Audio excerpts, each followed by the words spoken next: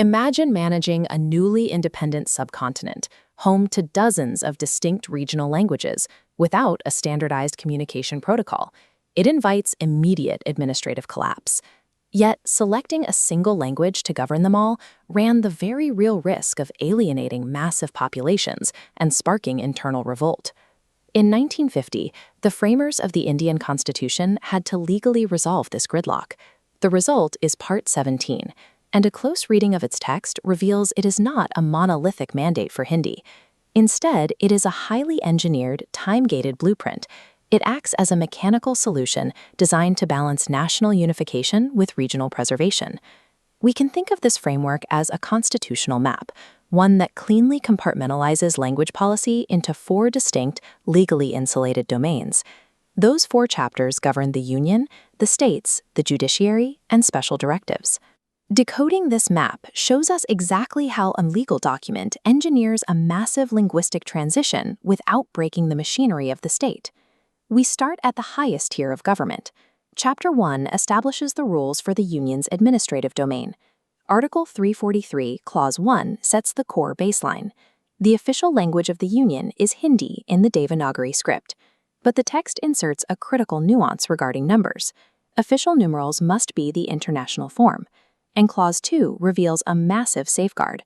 For 15 years from 1950, English continues for all official Union purposes. There is flexibility built in.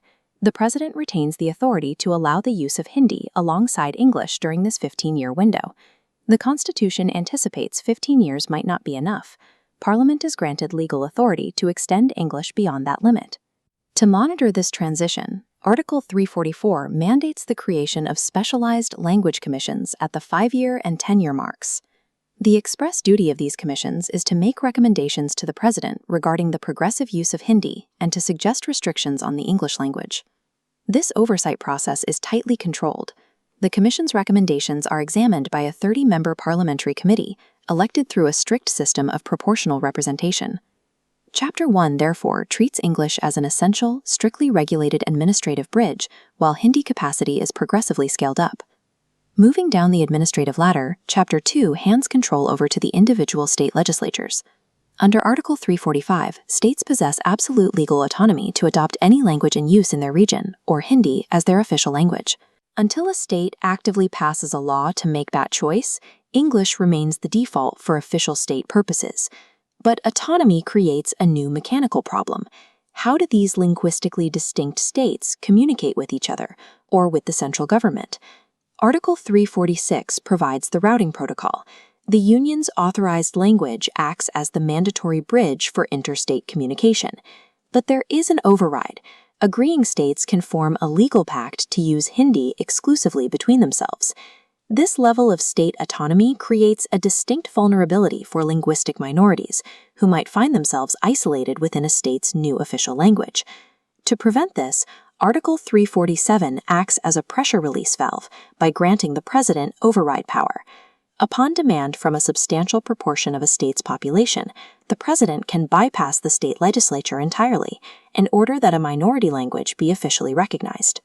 Chapter 2 gives sweeping regional autonomy to the states, while ensuring the President retains the executive power to shield demographics from linguistic erasure. The most rigid domain of the constitutional map is found in Chapter 3, the judiciary. Article 348, Clause 1, issues an absolute mandate. All proceedings in the Supreme Court and in every high court must be strictly in the English language. This mandate extends deep into the legislative process. English is required for all authoritative texts of bills, acts, ordinances, and orders passed at both the Union and state levels. There is a narrow exception under Clause 2. The governor of a state, with the President's consent, can authorize the use of Hindi or a regional language in high court proceedings. However, there is an exception to that exception. This governor authorization strictly does not apply to the actual judgments, decrees, or orders passed by that high court. Those must remain in English. This introduces the critical concept of the authoritative text, detailed in Clause 3. If a state legislature prescribes a regional language for its acts, a formal English translation must be published. Under the Constitution, that English translation holds ultimate supremacy. It is deemed the authoritative text. To protect this linguistic firewall around the courts, Article 349 introduces a unique 15-year legislative lock. During those first 15 years, Parliament was forbidden from introducing a bill to alter these court language laws without the prior sanction of the President, and the President could only give that sanction after thoroughly reviewing the data and reports generated by the language commissions we saw back in Article 344. Finally, Chapter 4 moves away from institutional architecture and instead focuses directly on the rights of individual citizens. Article 350 guarantees that every person is entitled to submit a grievance to any government officer in any language used in the Union or the state. Article 350A instructs every state to provide adequate facilities for instruction in the mother tongue at the primary education stage for children of linguistic minority groups.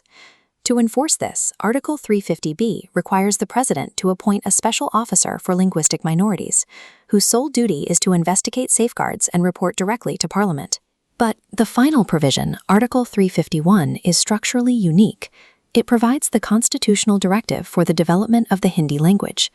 The Constitution obligates the Union to enrich Hindi to express India's composite culture, drawing vocabulary primarily from Sanskrit. Crucially, it must actively assimilate forms and styles from Hindustani and the other regional languages of the 8th Schedule. Chapter 4 proves the document views Hindi not as a static benchmark of purity, but as an engineered language, explicitly instructed to absorb the nation's diversity. When we zoom out and view the 4 chapters of Part 17 together, the full architecture of the constitutional map becomes clear. Chapters 1 and 2 create a functional tension, carefully balancing centralized administrative efficiency with decentralized state autonomy. Chapters 3 and 4 balance the absolute necessity of rigid legal continuity with the constitutional duty to protect minority human rights. Analyzing these articles sequentially destroys the common myth that Part 17 is simply a brief declaration of a national language.